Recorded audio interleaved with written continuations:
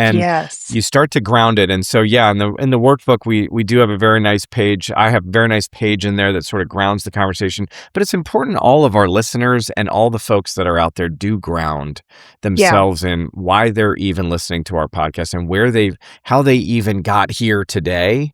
Right. And Yeah. reflecting on that will allow them to even maybe move along in the chapters past the one I jumped us into in partnerships and relationships. Absolutely. Hey everyone, welcome to How You Go There. I'm Scott Montgomery, and I'm thrilled to kick off this series where we walk through the How You Go There workbook together. And I'm your co-host, Linda Misegadis. We're diving into the real stories and steps behind personal and professional growth. Before you can chart out a new path, you have to understand the path that brought you here.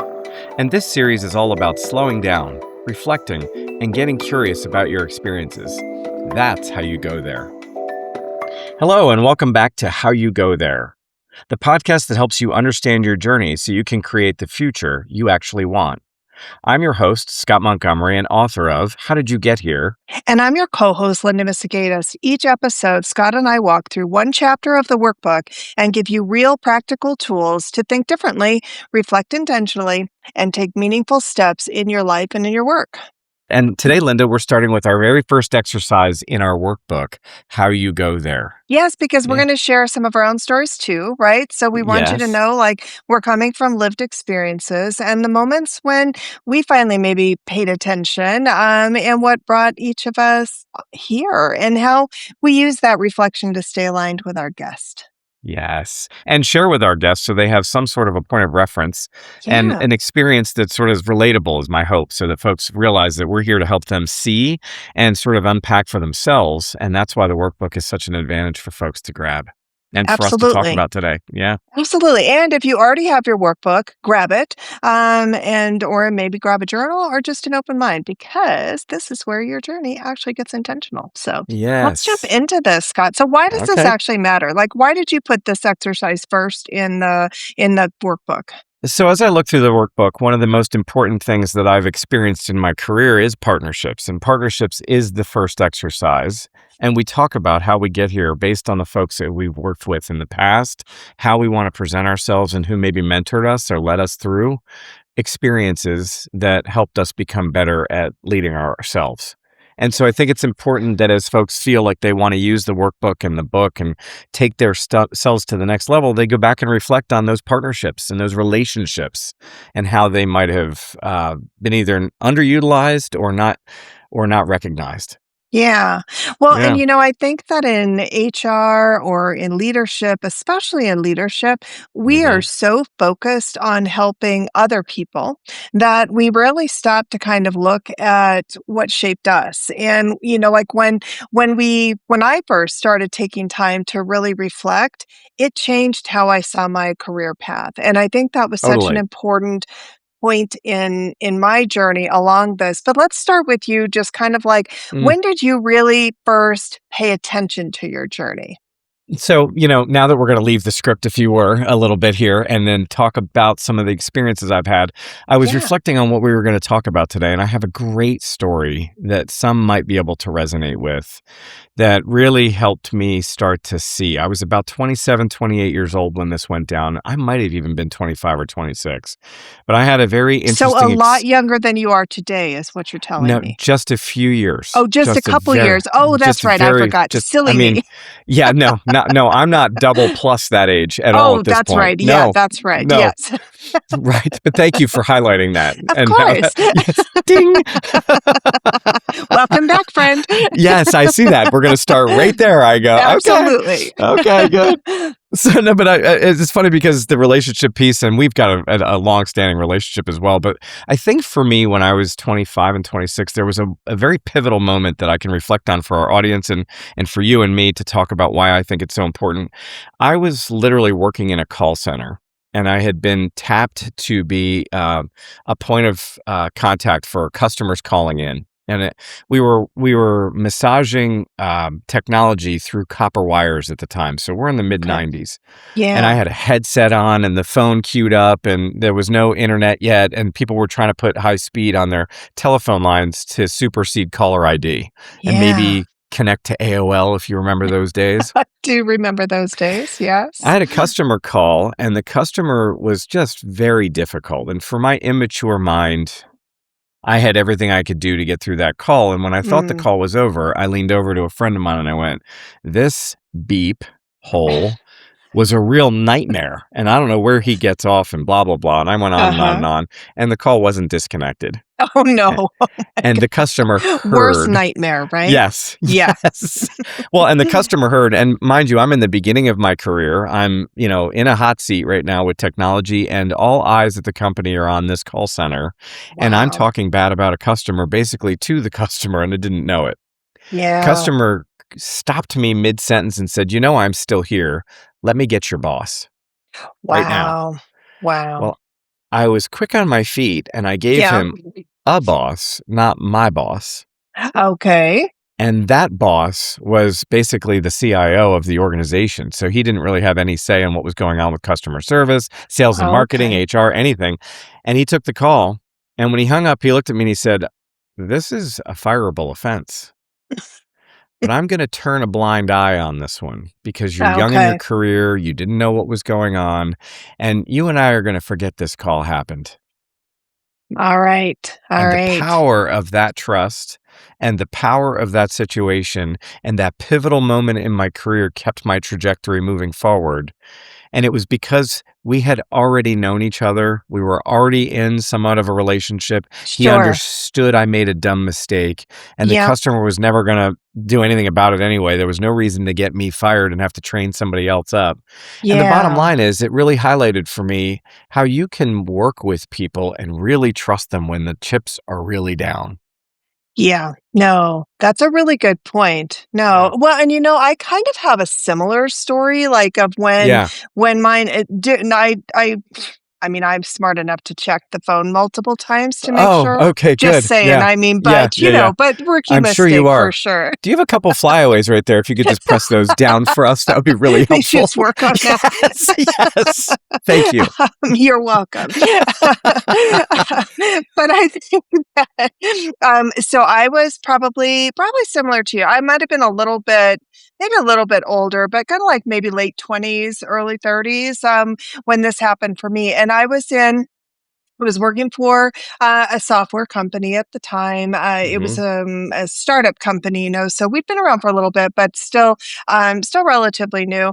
And I made the decision. I was really frustrated because of pay. I was working in payroll then, and it was a mistake that was made.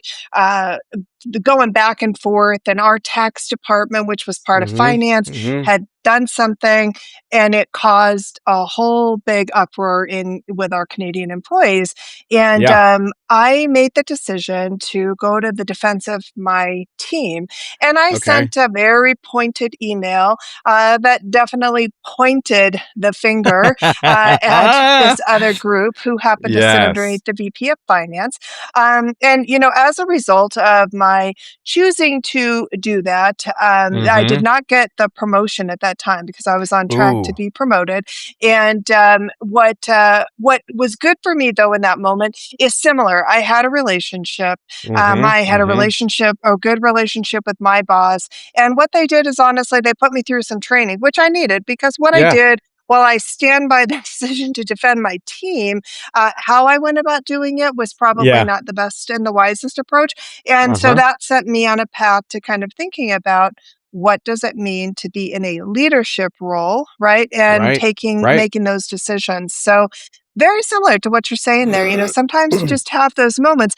But if I had not had the relationships in place there, I would have been fired as well because you don't point the fingers at your at your bosses in an email. So not Yeah. a wise You don't decision. and So you don't tell customers they're dumb to their you face don't and not realize it. exactly not while they're Right. listening anyway. So Yes, exactly. no, Exactly. Well, and that it's is so so important. I think true. I think the real lesson for some of our listeners here might be recognizing that it's the fight is with yourself in how you deliver, and the fight is Right? within yourself to make progress.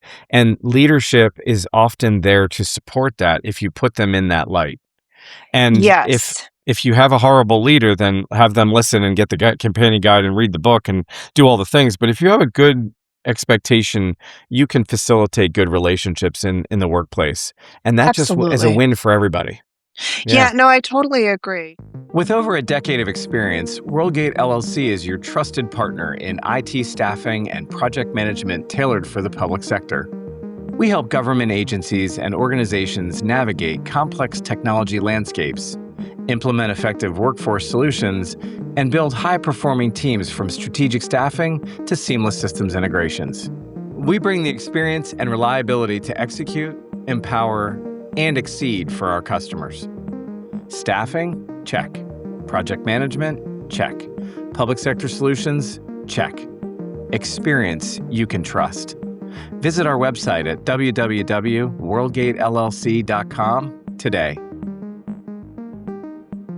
Well, and so if we're thinking about for our listeners and thinking on the workbook, you were Mhm. purposeful in the fact that what you started out is to say, let's figure out what got you here in the first place, right? So, what is this season in my life? Because I think that's the other point in all of this, right? Is that and even though those were pivotal points for both of us in our Mhm. careers and in our lives, we've had Mhm. many, many more since then, Oh, and yeah. all in different stages of our life, different parts of our career. And so it's Right. important to reflect on kind of like what is this season trying to teach me, right? This stage of life that I'm in. Right. So writing down and paying attention to where you've been, giving yourself using the journal here is a great way to reflect, and it'll ask Yes. you questions. I'll also suggest, and what's coming up for me right now is in the book when I describe some of the stories that are associated. And yes, here's a copy of the book. The Yes. companion guide is a little different, but Yep. we're organic here, and I'm just literally sharing the book because one of the things that's really what you're talking about that I felt was important is at the end of each chapter Hmm. of the book, because really when we start talking about what brought us here, it really ties to every chapter. But when we Yes. look at a specific around, for example, partnerships, and what partnerships have I facilitated or not, what have I Yeah. Yep. maximized or not, I tell the stories of how I maximized mine or maybe where I left some down in the book. But at the Right. end, but at the end of the chapter, I talk about what values do you share with your partner, and how intentional are you with your partner, and why is partnering important for your success? So I start to ask the reader through the workbook and through this book to self-reflect what's important about it for them, to just ground yourself in the importance in general. And so Yes. you can ask yourself a few questions in reading the book. You can ask yourself and then respond to a few exercises in the companion guide that really fine tune their value and the intentions that you're using. And they're all very intertwined, but grounding in understanding what it means for you Yeah. is really the purpose of both chapters. Absolutely. Well, and honestly, kind of what, you've jumped just a little bit ahead into the book. We'll be back in our next episode to dig more into partnerships. But if we make this actionable for our listeners a little bit, Yeah.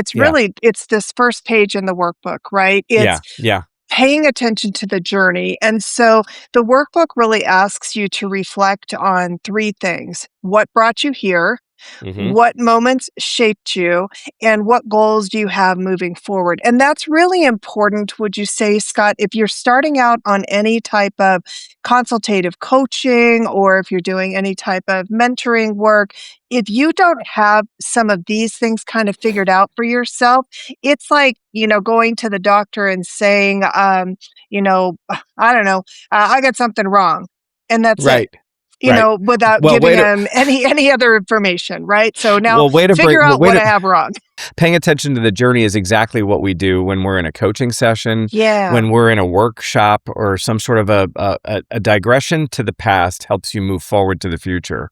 And you're absolutely absolutely. right. The one page in the workbook that is super simple to follow, I had moved past. And it Yeah. is very much, where are you? Why are you here? And what are your goals? Yep. And they will actually then maybe help you, like I just did, jump to a chapter that is all part Yeah. of the equation. And so I coach many folks up in the executive world, and we often start with, this is crazy. I'm overqualified. I'm underqualified. I don't like this. I don't like that. I don't like the other thing. And when we start to ground the conversation, I can retire in 5 years and I don't care Mhm. about this job. And we start to ground it with, well, then why are you doing this job? Yes, and you yeah, find out yeah. they believe in something, and why do you Mhm. say it that way instead of looking at the opportunity, you say you have to. And Yes. you start to ground it. And so, yeah, in the workbook, we do have a very nice page. I have a very nice page in there that sort of grounds the conversation. But it's important all of our listeners and all the folks that are out there do ground Yeah. themselves in why they're even listening to our podcast and how they even got here today. Right, And yeah. reflecting on that will allow them to even maybe move along in the chapters past the one I jumped us into in partnerships and relationships. Absolutely. Yeah. Yeah. No, So, which is but it's still like that's an important component of all of it. But I think it's like you've got to lay the foundation, right? And that's what you talk about is like let's lay the foundation and don't overthink it, right? Go right. quick with this. Like don't spend hours on this first page. I No, mean, no, go with your gut. literally just kind of what maybe spend 5, 10 minutes. Jot down why are you here? What are your goals? Because you're going to go back and you're going to look at that Mhm. multiple times, right? It's not like that's gonna be set in stone anyway, that's just your starting point. Well, and to put icing on that, I'll reflect on this as it relates to not just the workbook, but the coaching Yeah, that I do. yeah, We often go back. So I'll tell a quick story about the fact that one of the folks that I was coaching was literally like, I'm here for 7 more years and that's it. They were so yeah, frustrated and they were so overwhelmed. I said, why would you say that? Well, I don't have enough resource and I don't like how I'm treated and I don't like how nobody gets anything done. So I just do it myself. yeah, Okay. So those are the things that they wrote down on why they were here, right? I yeah, don't like how I'm being treated. I'm going to retire in 7 years, and I don't like that nobody does anything. Well, so as we unpack that and we start to move through the chapters of the workbook, well, what are your yeah, goals? yep, What are your interests and why do you feel that cortisol rush when people don't do their work? And how can right. we eliminate that? Well, when we start to make progress in those areas, we can go Mhm, back to your point and reflect on the sheet. And oftentimes people aren't ready to retire. They just yeah, don't know how to lead to accomplish a goal. And they often right. aren't actually as frustrated with the issue at hand. They're frustrated with the lack of control or goals around the issue at hand. Yeah, yes, And yes, so yeah, it's really fun to point out, and you can use this companion guide, you can use the book, you can use yeah, our podcast, yeah, and we have both been there. And so while I absolutely. was jumping the shark a little bit to just bring it back down to that sort of inquiry state, this Yeah. is this is really an important part that you can continue to, like you said, reflect on later as you make progress. Absolutely. No, I think it's really important. And if we think about like, so if we're going to leave you with some takeaways, because Scott and Mhm. I's goal in this is we're not going to walk you through the whole workbook, right? We're going to No. give you little excerpts of it. We'll give you some of our personal Mhm, mhm, experiences and examples. And then we hope that from there, whether it's Scott's book and workbook or something else that works for you, this is what we really want you to take away. And so mhm, for this particular episode, what we're hoping that you'll take away is number one, write your here statement, right? mhm, One mhm, paragraph that says, what brought me to this moment in my life? Don't go back and mhm. reflect, of the 10, Right. 5, 20, 30, 40 years that got you here. Just what brought me to this moment in my life? And And then, let yeah, me no, go intersect right ahead. there Please do. because Yeah. it's not something people should look as a negative either. So Yes. oftentimes what I'm coaching is future Good state. So point. Yes. people can say in that paragraph, I am here now because I'm looking for that promotion. I'm Yeah. here now Yeah. because there's an opportunity. I'm here now because I'm going to retire and move into the new world. I'm here now because I just jumped out of college, right? So Yes. these are opportunistic is absolutely a Mm-hmm. spin I'd put on this inquiry. So like, why are you Yeah. here isn't always and doesn't need to be a negative. I'm here because I'm Right. exhausted. I'm here because I didn't get my promotion.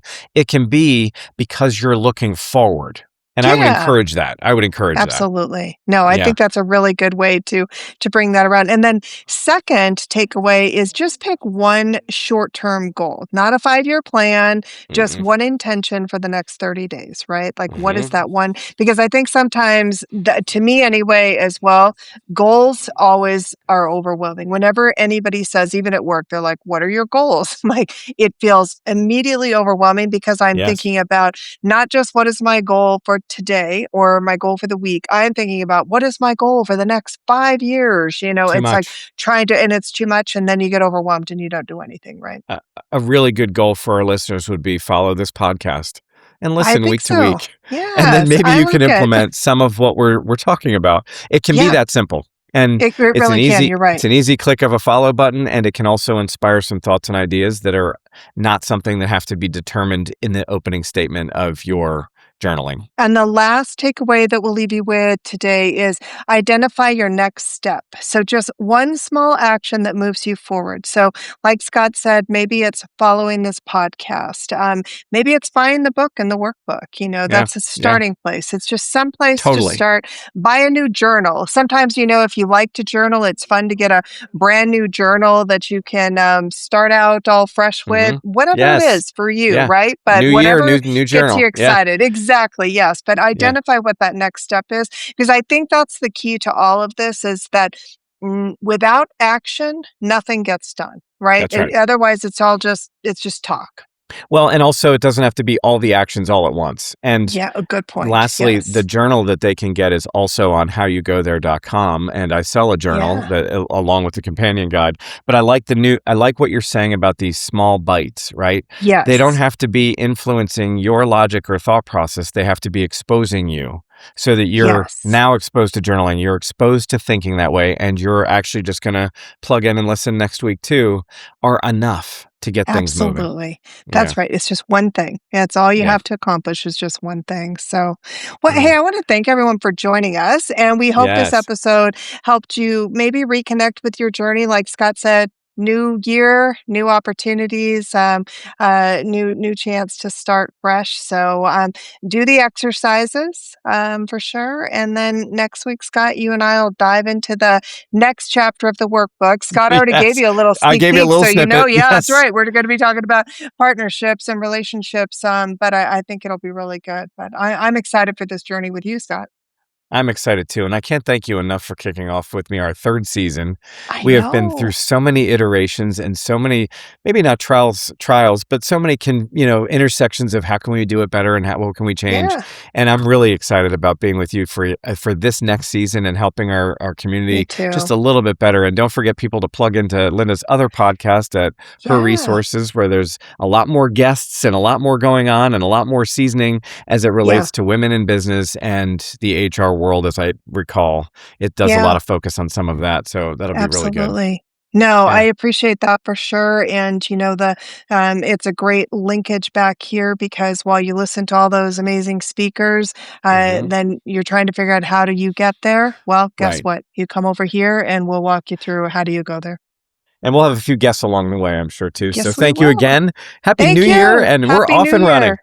Yes, we are. I can't wait to see you next time. If today's episode resonated with you, share it with a friend or colleague who might need it. And don't forget to follow the show, like, subscribe so you never miss an episode. And we'll see you next time.